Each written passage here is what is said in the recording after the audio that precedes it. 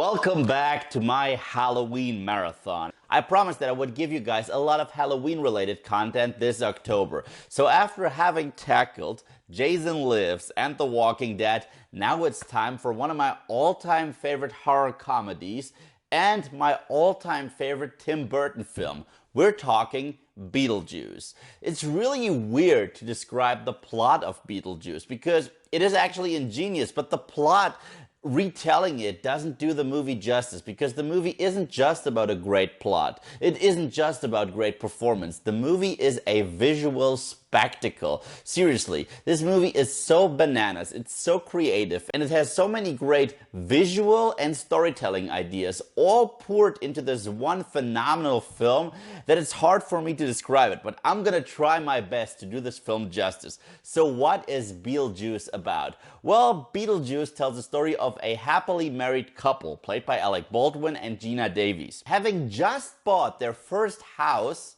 they tragically die in an accident, and the funny thing is, they return as ghosts, but they don't even know that they're dead. So immediately they are relatable main characters, and Alec Baldwin and Geena Davis have amazing chemistry and are just the ultimate relatable characters because they're afraid of death and they're uncertain of death and they don't know what to expect from death, so everyone can relate to them. I don't think we survived the crash.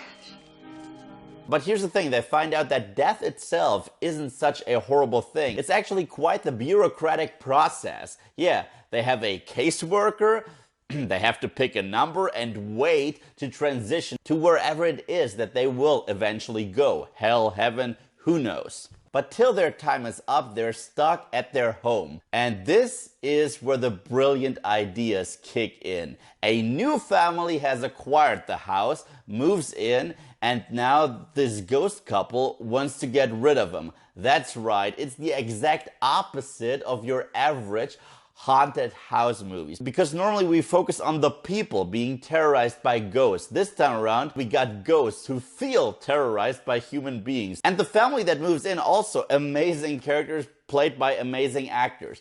I always forget his name. I don't know his name. He's the father and he owns every single subtle moment because this movie lives off of its very subtle, very dry humor. That was Tim Burton at his absolute best. His wife, played by, is it Catherine O'Hara? Is that how you say her name? I think it's Catherine O'Hara. Correct me if I'm wrong. I always knew her as Kevin's mom from Home Alone. This is such a departure. She's such an eccentric character, self-obsessed and in love with bizarre art and with impressing kind of superficial assholes like this dude, who's also awesome. I don't know his name, but he was heavily featured in 80s movies and he's terrific here too.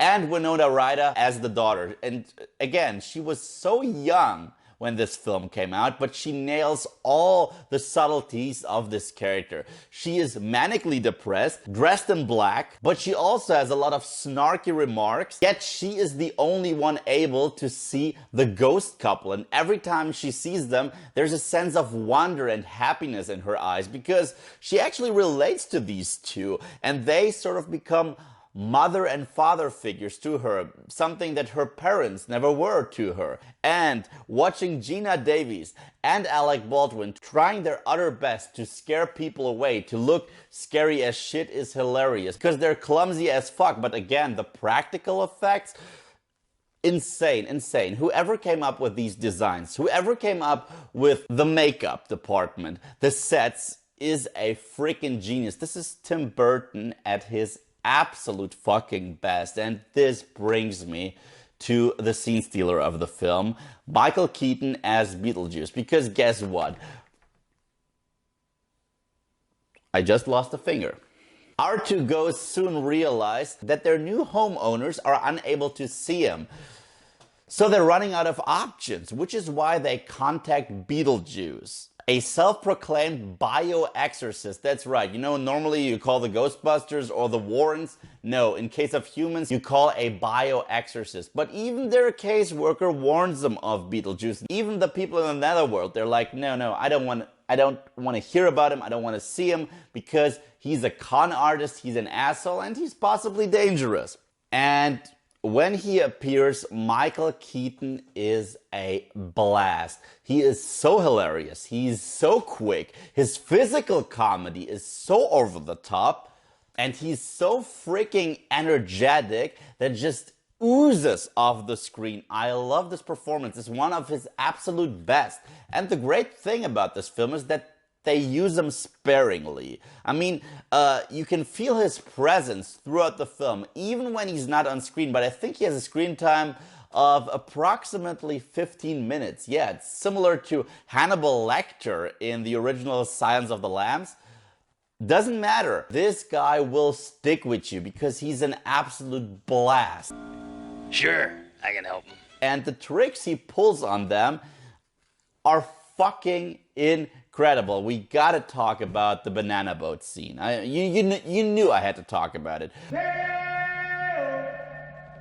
When he makes them all dance and sing to Harry Belafonte, not only is this a typically crazy and insane Tim Burton idea, but it's funny as hell, and the acting is beyond terrific, especially the mother. I mean, the way she commits to the dance while simultaneously looking afraid is so ingenious. I don't even know how to direct someone like that. And near the end, when Beetlejuice plays all of his final tricks, the prop department goes bananas. And props to the prop department because, again, the makeup, the practical effects, the way Gina Davis starts to look when she's literally crumbling apart, the colors. And all of these insane ideas, they work so well, they work perfectly. I almost forgot to mention the insane soundtrack by Danny Elfman. It would have been a shame among shame, seriously, because his soundtrack, his score, this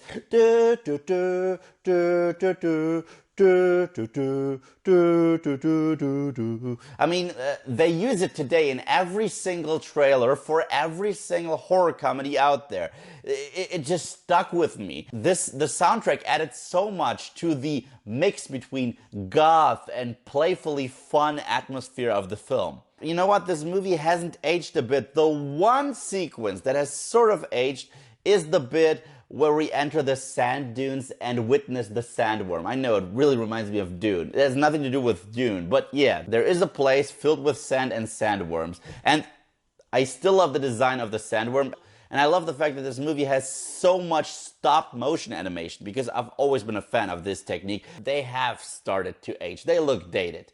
Everything else though, perfect. So what can I say? Amazing performances, great characters, an icon of pop culture with Michael Keaton's Beetlejuice, and a visual spectacle. If someone were to ask me, what does this movie look like? I'd tell them, this movie looks like Halloween. This movie just looks like Halloween. And yeah, when I was younger, I used to say Beetlejuice out loud 3 times in a row, hoping that I could spend some time with the dude. I won't do. That was never the case, which bummed me out, but you know what? I'm gonna reward this film anyways. Because Beetlejuice gets the gold medal. So what do you guys think of Beetlejuice? Are you a fan? Do you love it? Do you hate it? And what's your all-time favorite Tim Burton movie? Beetlejuice is definitely mine. Thank you guys, as always, for watching. If you like what you see here and you want to see more, then just subscribe.